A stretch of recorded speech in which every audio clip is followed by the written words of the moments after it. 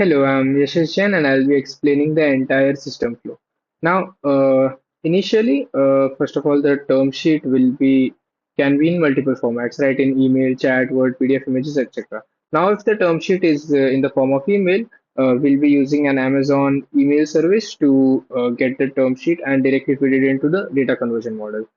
If the term sheet is in the form of an image, JPEG, PNG, etc., then we'll be using an OCR model, in our case, Tesseract, and extract the text and then feed it to our data conversion model. Yeah. So now, once this unstructured data is fed into the data conversion model, a structured data or an Excel sheet will be generated. Now, for generating an Excel sheet, the data conversion model which we are using is Roberta. Now, we will be using multiple variants of Roberta fine-tuned on different features. Now, for example, we'll be using Roberta fine-tuned on financial features to extract the financial features of the term sheet. To extract the legal features, we'll be using a Roberta model which will be fine-tuned to extract the legal features. Now, for example, I'll just show an example. So this is a term sheet. This is a sample term sheet, 20 pages term sheet. Now, once this is fed to our fine-tuned Roberta model for extracting the financial features, uh, uh, Excel sheet like this is generated. Now, once it is passed through the legal feature extractor, then and then the Excel sheet like this will be generated. Now, once such kind of features are extracted and an Excel sheet is generated, it will be compared with the master sheet, or what we call it, the map sheet. The map sheet, as of now, we have created a dummy map sheet. I'll just show you. It looks something like this. This is our dummy map sheet. Hopefully, it's visible. And this map sheet is compared to the generated structured data. To compare the map sheet with the generated structured data, we decided to use a reasoning based model. In our case, we have used a 14 billion parameter DeepSeek model. Uh, we'll be using multiple DeepSeek models to like compare different features. Like to compare the financial features, we'll be using a different fine-tuned DeepSeek model, and to compare the legal features, for example, we'll be using a different fine-tuned DeepSeek model. Uh, and yeah, as of now, we have for our prototype, we have used only one DeepSeek model, and I'll show you the results. So an Excel sheet like this will be generated like once the discrepancies are uh, detected, an Excel sheet like this will be generated, and as you can see here, multiple discrepancies. In our case, six discrepancies are generated, and a severity score to each discrepancy is assigned. Okay. So now once all these discrepancies are generated, I'll just again get back to our flowchart. Yeah.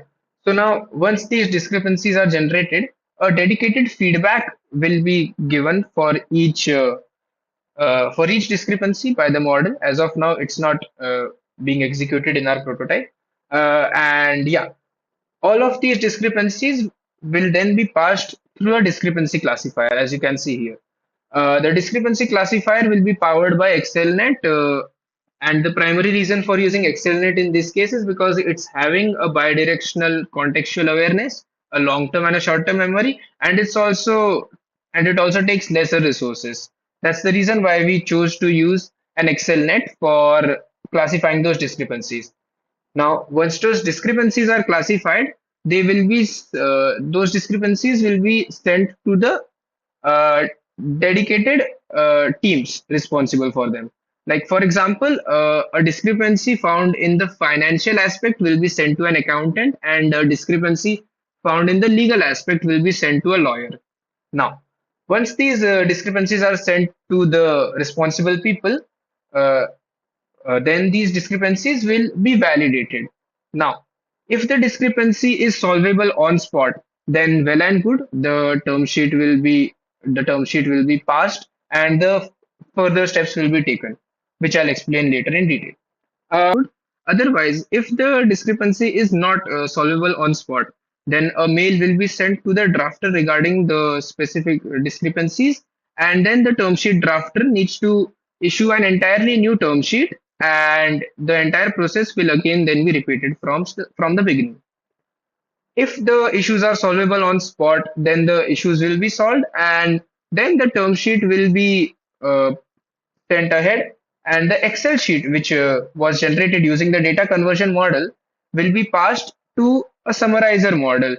The summarizer model, which we have decided to use for our use case, will be a T5 text to text based transformer model, which will be first converting the Excel sheet to a CSV file, and then a fine tuned T5 model dedicated for converting CSV, like a linearized textual format, to a summary will be used, and yeah, the specific summary will be generated.